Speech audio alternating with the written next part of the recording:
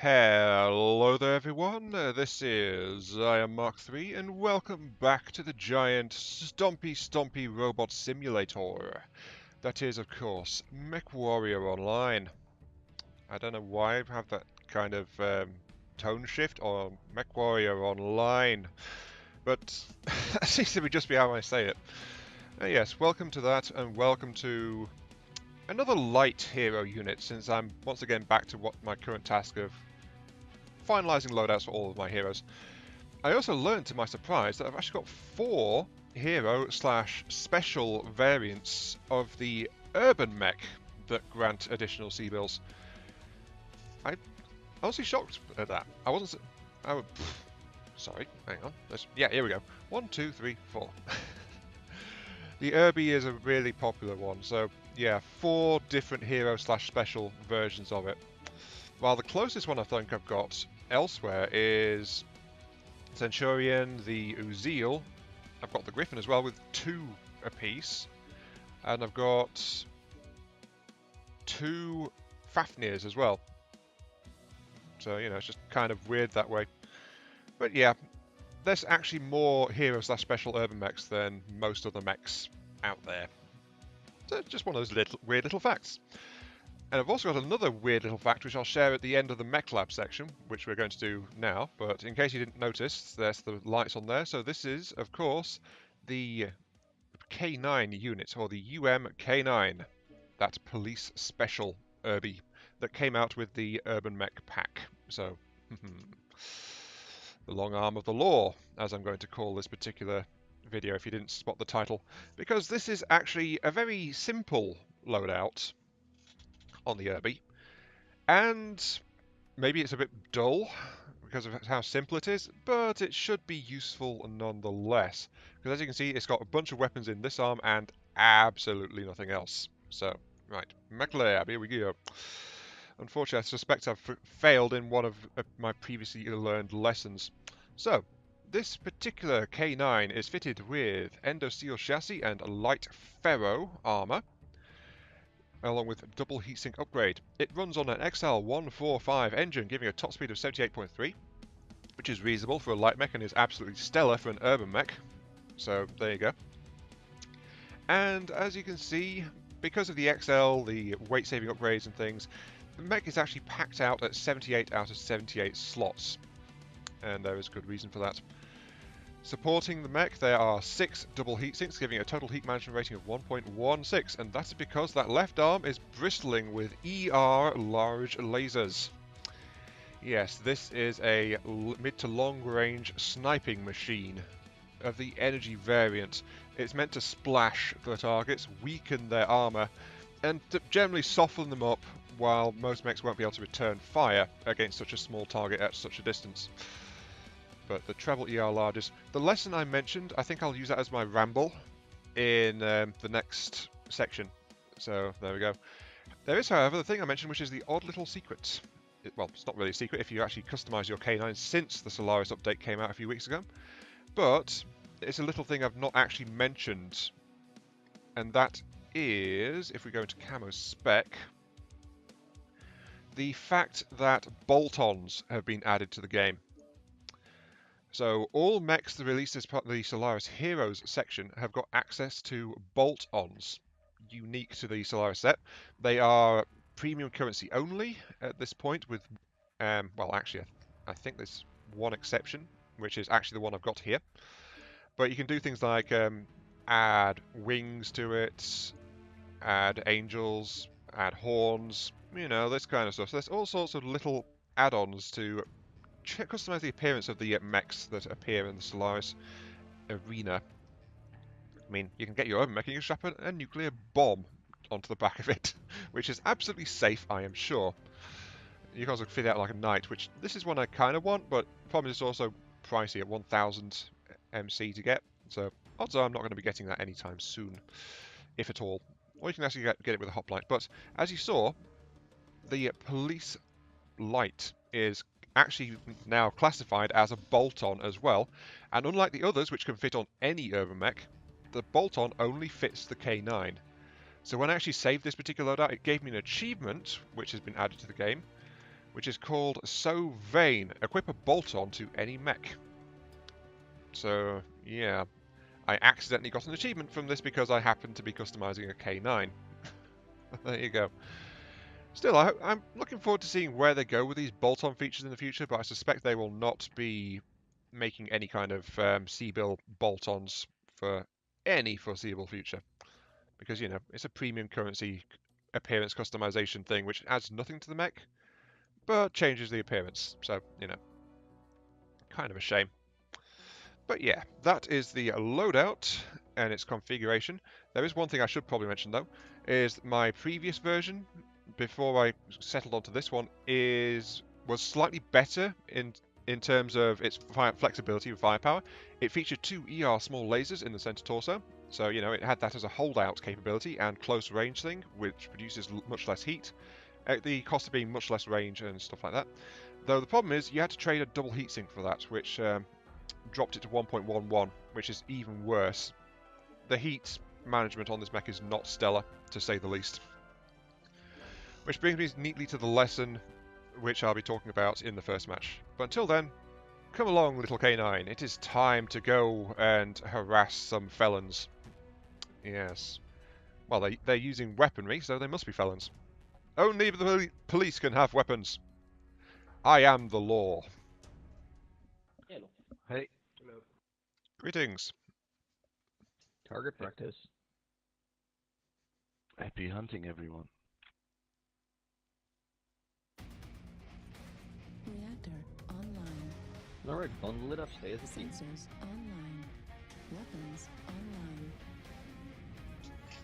All systems normal. This is command coming in.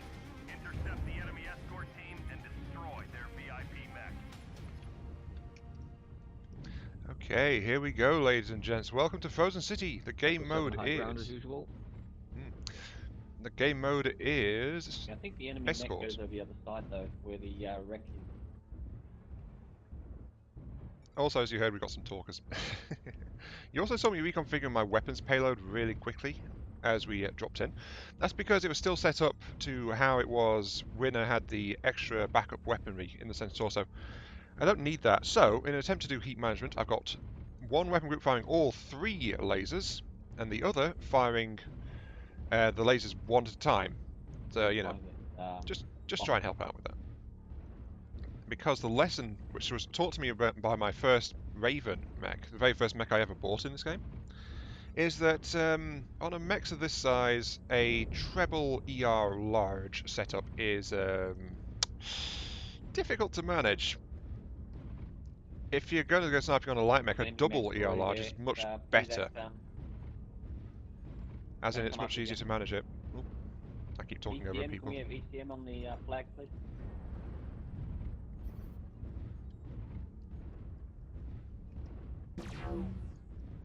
So yeah, as you saw, firing there, I still built up 42% heat from that burst.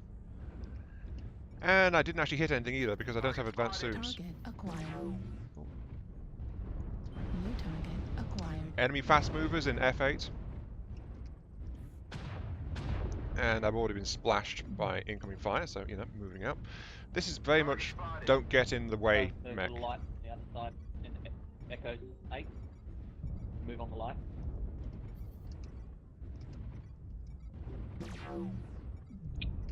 I'm not the best at this, am I?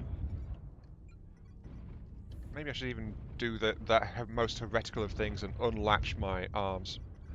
Though here I am actually at risk of getting flanked, so I need to make sure I'm kind of covered. New target Oh, yeah, we acquired. regretted that, and that piranha's... No, it's a mislynx actually. New target We have acquired. VIP mech.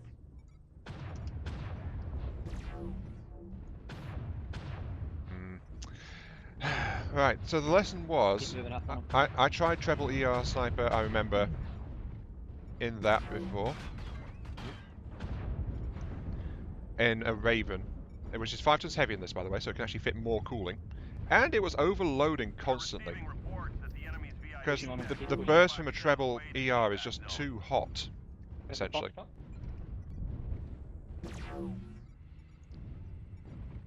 But luckily we've got cooling going on, and I need to back up. That's an assault that was just eyeing me up as a potential target. Need assistance. Oh dear. Cicada's looking at me. Back up. I'm an Urbie. I'm not built for enduring massive amounts of firepower. But yeah, we are in serious trouble, I think. Oh dear. New target acquired. Ow. Yep, the Cicada's decided to take an interest in me. So back up and gets behind some cover. And as you can see, just by firing bursts, I'm not having chance to try and do much. This is a super specialist setup, so it's not really geared towards general combat. New target acquired. And I'm also overloading a little bit. Sorry, overloading? Overheating. That's what I mean. Level critical. Yeah, and I almost melted. New target Oh, it's the enemy. acquired. Oh, hello. Heat level critical. And I actually did overload. Okay, let's get that back up. The enemy first. Override engaged. Yeah, we've actually caught the enemy. So let's try and do something about this. Heat level critical. Come on, push my heat. We got to melt that rear armor. The enemy's VIP Heat mech is level halfway to critical. evac. Make it Target soldier. destroyed. And I actually got the kill. Good game. Good game, everyone. I was splashing around a lot there, so I'm kind of curious to see how many assists I got. But I was able to focus a lot of power into that mech's rear armor to try and melt through.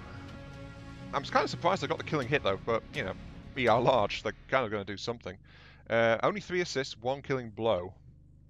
I did rubbish there, but I was making them stop and think. I think that's my main benefit, if anything. Sometimes super specialist loadouts aren't going to do the most, but honestly, we were also fighting in close quarters, so I wasn't fitted out for that either. This mech needs some range to properly work at, and I just wasn't getting it. Anyway, I kept getting distracted and didn't carry on with my story, so I'll actually pick that up next match. So, roll on, match number 2. Reactor online. Sensors online. Weapons online. All systems nominal. This is command. Eliminate all enemies, no matter the cost. Oh hey, we've got a fellow Urbie, an R68. Awesome. Yes, welcome to match number 2. The game mode is skirmish, so basically blow everything up. This will be slightly worse for us because it's a hot map. Well, last time it was a cold one, so we'll have a bit of extra work for our heating to take care of. And we've also got a better chance of engaging at some kind of range, because, you know, everyone just loves to cluster up on the big crater and then duke it out for the most part. So, let's see if we can take advantage of that. Anyway, the story was, I was trying the treble ER on my Raven, which is 5 tons heavier, and it kept overloading, so I've actually more or less managed to avoid that this time. Ooh. Switch to heat tracking mode. That's not very good. Night management. Oh, hello. Yes, I see you there. And he backed up immediately. Target spotted. Is there anyone here? No. Yeah, so I tried it out, and the conclusion I eventually reached was double ER. I could keep firing them whenever, wherever I liked, pretty much. Nope, I should probably turn to the right, not the left, because left is where all my weaponry is, so that's the piece I don't want to be losing. There's a lot of enemies around over there. That's the entire enemy force. Looks like there's a massive brawl going on, actually. Yeah, they're all pushing the right flank, guys. They're all there. Can I get up here? I can. Target spotted. Target acquired. Just need to try and help push them back, because we are now getting into a massive brawl. Again, I'm not exactly fitted out for this. I made that Wolverine regret his life choices, I think. Heat level critical. Oh look, there's an enemy sniper. So yeah, the result was I took off enough. I took off a single large laser because on the mech this size, treble ER large is considered a heavy weapon loadout, in quotation marks, because it's just like lots and lots of stuff you need to do. Critical. I need to get clear because that's actually a lot of enemy mechs down there.